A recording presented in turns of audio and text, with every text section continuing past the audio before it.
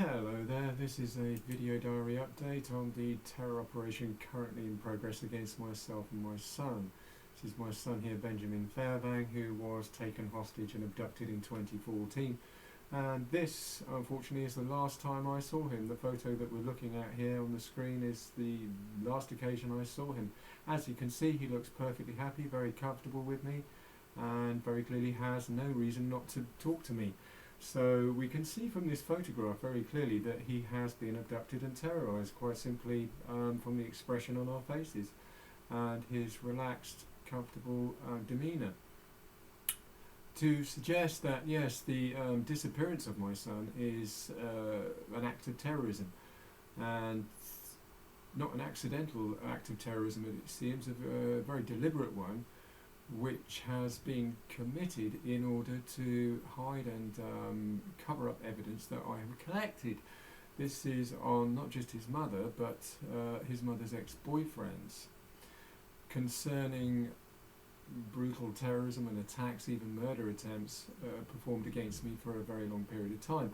And if just have a look at the timeline of my life here, we just get an idea when all this started.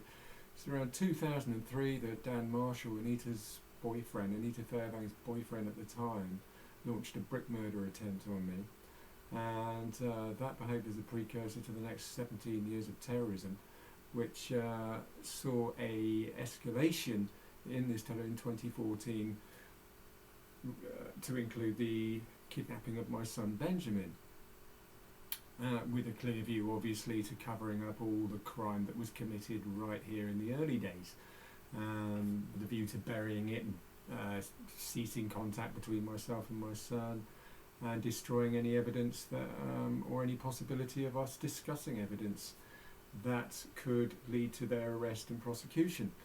Which, when we have a look at the amount of evidence and the sort of crimes I was investigating, and it's interesting to note actually that this meeting happened in a Thai restaurant just around the corner from me, when I was also given the opportunity to talk to Benjamin's stepfather, who was there at the dinner table with his mother Anita Fevang, and I decided to raise the subject of this awful charity scam that I was investigating at the time, and all the cures I was interrogating in order to reverse, my sinus cancer. I explained the situation at the dinner table, that I was struggling with sinus cancer, trying to reverse it, etc. And very clearly,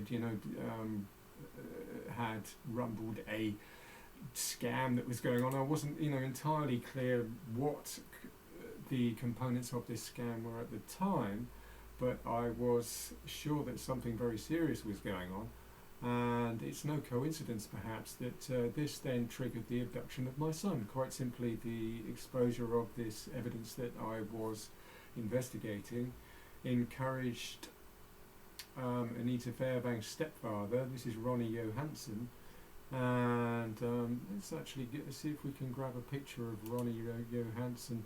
I don't know if we can find this in my old photos here. So let's have a look here. Oh, here he is. Here, yeah. Let's see if we can just bring this up on the screen quickly. Yes, basically the exposure of all this evidence that I was collecting on this charity scam. This is Ronnie Johansson here and Anita Fevang, who, as I say, very clearly seem to be the organisers of this abduction of my son, who was abducted in 2014, literally taken hostage. And as we all know, hostage taking is against the law, very clearly illegal. So how on earth, this has been allowed to roll on for 6 years, when it's clearly illegal from the outset, it's still a small mystery. And the police have been informed, Norwegian police and UK police, and they have just nodded in approval, which shows that they are obviously working in cahoots with criminals in order to cover up evidence. And you can find the reasons for that, in my other videos that I've made recently. So Yes, how on earth somebody like myself has been subjected to it, and my son, to a 6-year campaign of hostage taking and abduction of my child, quite simply to hide tons of evidence which relates to all the investigations I've been doing, which very briefly, on a national level relates to this awful cancer charity scam, of course. This is the national level investigations, which also include all the local level criminals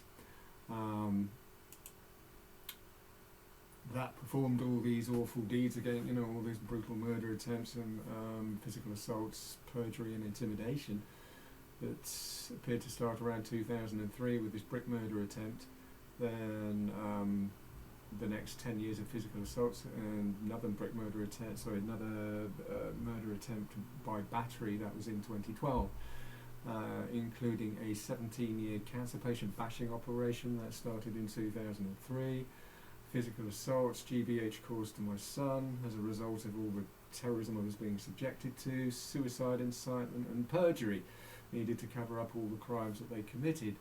It's interesting to note, that the criminals on this list, all used perjury in order to cover up the crimes they committed. So in the aftermath of this brick murder attempt, Nita Fevang went rushing to the police station to falsify police statements and commit perjury in the Crown Court in order to hide this chap's embarrassing outburst of violence against me, which then left me with the obligation of collecting evidence on these people as they were so desperate to escape justice, with a view to prosecuting them at some later date.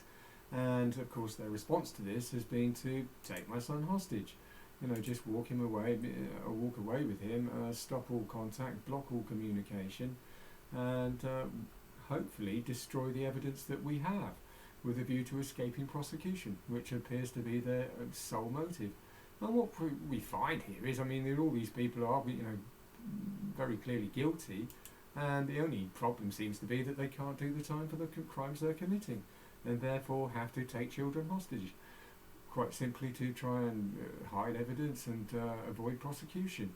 Now, all this really amounts to, what does it amount to? It just amounts to criminals using crime on top of crime, terror on top of terror, stitch-ups on top of stitch-ups, in order to cover up all their previous crimes. That's all it amounts to, in an escalating disaster of terrorism, abuse and serial murder. Now, what's becoming clear here is that yes, this was clearly illegal from the outset. There was absolutely no reason or excuse to take a child hostage and block communication with his parent, with a very clear intention not just to hide evidence and cover up untold crime, but to also force him to suicide himself. This is what's worth remembering is that Anita Fevang here, this is his mother, clearly appeared to drive her own father to take his own life. This is when she was younger, so I have every reason to be concerned that Anita Fevang is practicing the same tactics on my son, and has been since 2014, quite literally driving him to take his own life, and me at the same time, with a view to covering up evidence. And how these people have managed to get away with so much crime and stack so much crime on top of crime on top of crime in order to get away with more crime is still a small mystery.